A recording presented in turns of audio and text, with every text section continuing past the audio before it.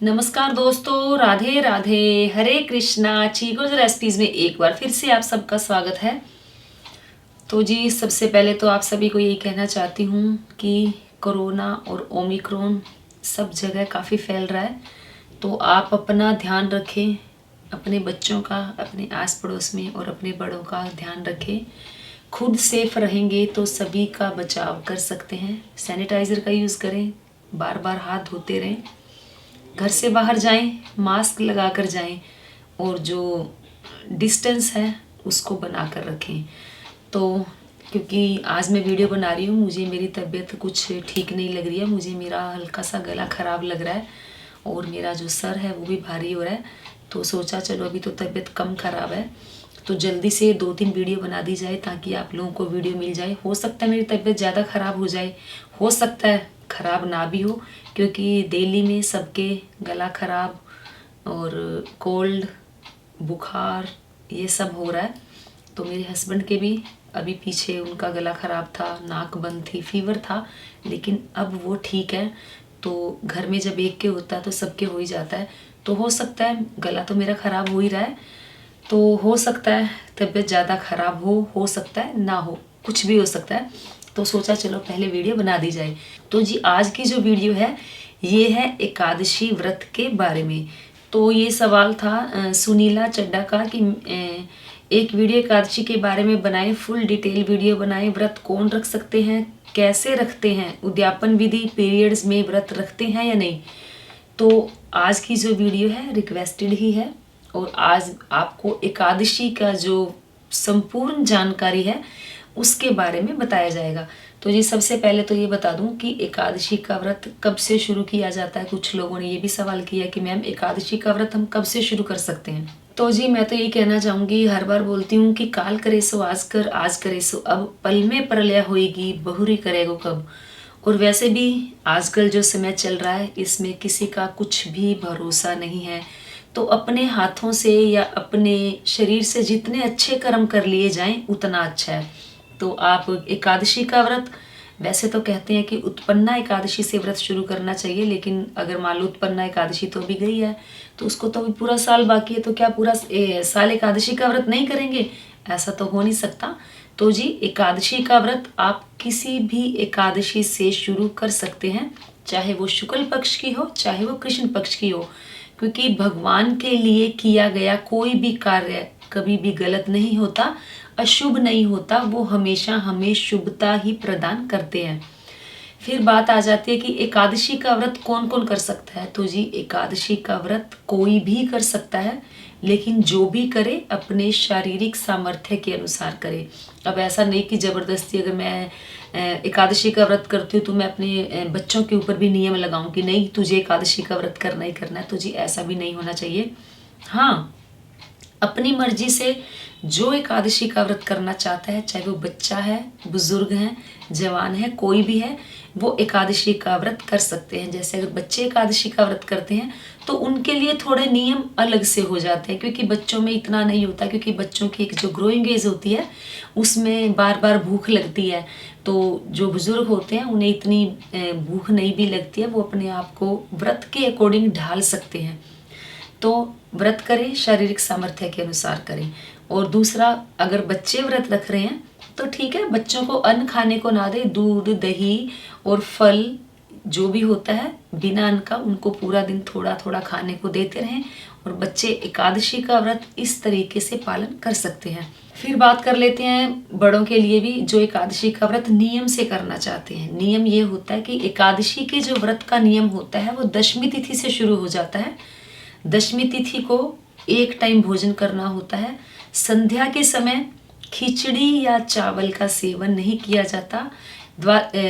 दशमी तिथि के दिन ही, यानी कि एकादशी से एक दिन पहले, रात्रि को सोने से पहले, चाहे आप अपने मन ही मन में 2-4 भजन गाएं या मंदिर में के आगे बैठकर गाएं, वो आपकी इच्छा है।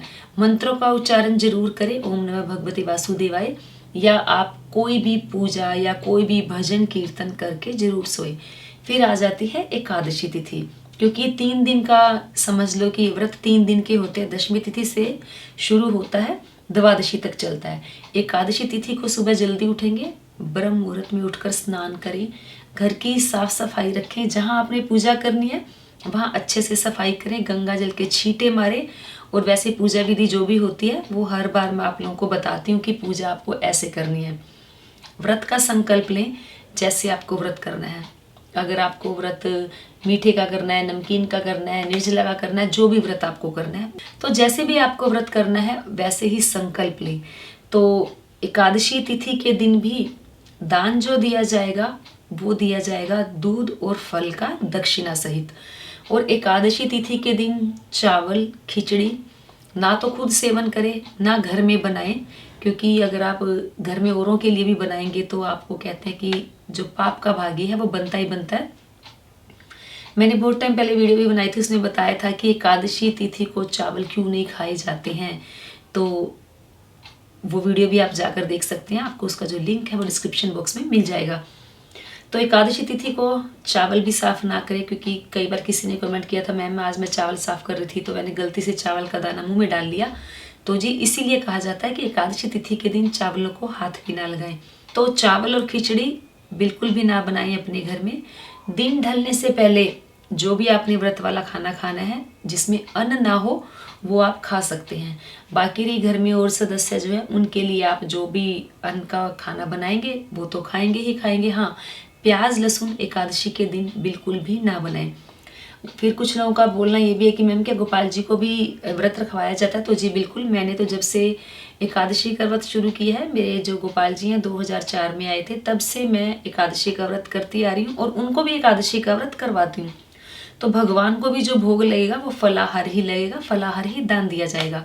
संध्या के समय पूजा अर्चना करने के बाद फिर से थोड़ा सा भजन करें, कीर्तन करें। हाँ, तुलसी जी की पूजा भी आप दिया जरूर लगाएं, सुबह भी शाम को भी तुलसी जी की परिक्रमा आप जरूर करें। वैसे पूजा विधि मैं आपको हर बार बताती हूँ, पूजा विधि आप वहाँ जाकर देख लें। फिर एकादशी तिथि को दिन ढलने से पहले आप भोजन कर लें, रात्रि को भजन कीर्तन करके सोई। अगर रात्रि जागरण करना चाहते हैं तो उससे तो अच्छी कोई बात हो ही नहीं सकती। फिर आ जाती है द्वादशी तिथि। तो द्वादशी तिथि में आपको जो समय दिया होता है उस दौरान आपको व्रत का पारण करना होता है। सुबह जल्दी उठे, ब्रह्म मुहूर्त में उठकर स्नान करें, अच्छे से बड़े विधि विधान से पूजा करें और फिर आप अन्न का दान करें। ठाकुर जी के लिए चावल का भोग बनाएं या चावल की खिचड़ी बना लें, चावल मीठे बना लें, नमकीन बना लें, जो भी आपकी इच्छा है, चावल का भोग लगाएं। अन्न का भी दान करें, चावल का दान करें, किसी जरूरतमंद को दे सकते हैं, किसी पंडित के या किसी ब्राह्मण के घर में भी आप ये जो भोजन बनाकर देकर आ सकते हैं। या जैसे आप भोजन बनाकर नहीं दे सकते तो आप जो सूखा है वो मंदिर में देकर आए या किसी ब्राह्मण के घर में दे दें या किसी जरूरतमंद को आप वो भोजन दे सकते हैं। फिर बात कर लेते हैं कि क्या पीरियड में व्रत रखा जा सकता है। तो जी कहते हैं कि पीरियड में अगर व्रत रखते हैं तो हमें व्रत का पूर्ण फल नहीं मिलता। तो जी कोई बात नहीं, पीरियड आए हैं, आपको एकादशी का व्रत करना है, यूँ सोच लो कि एक दिन की आपकी डाइटिंग होगी, आपका जो बॉडी है डिटॉक्स हो जाएगी, अच्छी बात है। जरूरी नहीं है कि कोई भी काम किया जाए तो उसके फल की इच्छा की जाए कि अगर आज मैंने व्रत किया है तो इसका फल मुझे अच्छा मिलेगा तभी मैं व्रत करूँगी, तो ऐसा कुछ भी नहीं है। पूजा ना करें एकादशी के दिन, हाँ आप व्रत कर लें, अपने मुंह से अपने अंतर मन से मानसिक जाप करते रहें, ओम नमः भगवते वासुदेवाय, या जो भी पूजा पाठ आप अपनी मानसिक रूप से करना चाहते हैं वो पूजा आप करते रहें। फिर बात कर लेते हैं कि उद्यापन विधि क्या है। तो जी उद्यापन विधि कहते हैं कि एकादशी का जो उद्यापन होता है बहुत मुश्किल होता है, क्योंकि इसमें जो खर्चा है काफ़ी आ जाता है। क्योंकि साल में 24 एकादशी होती है, महीने में 2 एकादशी आते हैं, तो इस हिसाब से साल की 24 एकादशी हो गई। और अगर एक पुरुषोत्तम मास को लेकर चलते हैं तो 26 एकादशी हो जाती है। तो हमें 26 ब्राह्मण और 26 ब्राह्मणी को भोजन करवाना होता है। तो जो उद्यापन अगर आप इकट्ठा करेंगे तो उसमें वाकई काफ़ी खर्चा आ जाता है, उनके कपड़े दिए जाते हैं और हवन वगैरह सब कुछ किया जाता है। नहीं तो आप आसान तरीके से कर सकते हैं, जैसे कि उत्पन्ना एकादशी से आपने व्रत शुरू किया, तो जैसे अपने पूरे साल व्रत नहीं भी किया, आप एकादशी का व्रत नहीं भी करते हैं, तो भी अगर उद्यापन करना चाहते हैं तो आपको 1 साल लगातार बिना बीच में छोड़े हुए एकादशी का व्रत करना होगा। तो जैसे कहीं जाना पड़ जाता है तो वो एक अलग बात है, एकादशी का व्रत आपने छोड़ दिया तो घर घर में जैसे श्रावण हो गई है, सूतक हो गई है, उस दौरान व्रत छोड़ा तो वो एक अलग बात है। तो जैसे उत्पन्ना एकादशी से आपने व्रत शुरू किया तो उत्पन्ना एकादशी के दिन से ही आप जैसे 26 इकट्ठा ना देके पहली एकादशी आई, पहली एकादशी पर आपको जैसे आज एकादशी है तो एकादशी के दिन आपने दूध, फल और दक्षिणा सहित दान दे दिया। 2 जगह देना होगा आपको, एक ब्राह्मण के लिए, एक ब्राह्मणी के लिए। तो आपने जैसे दूध दे दिया 2 गिलास में, गिलास नए होने चाहिए, गिलास आपको वो पंडित जी को ही दे देने हैं, पंडिताइन को ही दे देने हैं। दक्षिणा सहित फल दे दें, दूध दे दें, चीनी दे दें, जो आपको दान देना है। फिर आ जाती है द्वादशी तिथि। द्वादशी तिथि के दिन भी आपको जो भी भोजन बनाना है, जैसे खीर, पूरी, हलवा बनाया या जो भी आपने भोजन बनाया बिना प्याज लहसुन का, और उसमें आपने पंडित जी के कपड़े कर दिए और एक कपड़े आपने कर दिए ब्राह्मणी के, दोनों के ब्राह्मण ब्राह्मणी के कपड़े कर दिए। और दक्षिणा सहित आपने 2 थाली भोजन निकाला और आप किसी भी ब्राह्मण के घर जाकर दे आए। तो ये आपका एक एकादशी हो गई है। तो ऐसे आपको हर एकादशी को करना है। एकादशी तिथि को फल का दान दे दिया, द्वादशी तिथि को भोजन करवाकर आपने जो अन्न का दान दे दिया, वस्त्र का दान दे दिया। तो ये आपको लगातार 1 साल तक करना होगा। जो जैसे लास्ट की एकादशी फिर आती है तो उस एकादशी पर आपको थोड़ा सा हवन करवा ले। तो जो आपके जैसे ब्राह्मण ब्राह्मणी बचे हुए हैं, मान लो आपने 24 लोगों को ही दिया, 24 ब्राह्मण ब्राह्मणी को ही दिया, 2 रहते हैं तो लास्ट में आप हवन करवाएं, 2 लोगों को फिर से भोजन करवा कर आप दान में दे दें। तो ये है आसान तरीके से किया हुआ उद्यापन। वैसे इसकी वीडियो मैं पहले भी बना चुकी हूँ। तो एकादशी के व्रत के नियम यही हैं कि जब भी व्रत करें पूरे मन से करें, पूरी श्रद्धा से करें, क्योंकि एकादशी का व्रत भगवान श्री हरि विष्णु को, भगवान श्री कृष्ण को बहुत प्रिय होता है। तो एकादशी का व्रत करने से हमें आत्मिक शांति मिलती है, मानसिक शांति भी मिलती है, और जो हमारा व्यवहार है, हमारी सोच है, उसमें एक अलग ही तरीके का बदलाव आता है। एकादशी का व्रत करने से, जैसे हम एकादशी का व्रत करते हैं, उस एकादशी को हम अपने पितरों के निमित्त कर देते हैं तो हमारे पितरों की आत्मा को शांति मिलती है और वो तृप्त हो जाते हैं और हमें आशीर्वाद देकर जाते हैं। तो एकादशी के व्रत के नियम यही हैं जो मैंने आप लोगों को बताए, पहले भी बता चुकी हूँ। तो चलो कोई बात नहीं, आप लोगों की रिक्वेस्ट थी तो मैंने एक बार फिर से बता दिया।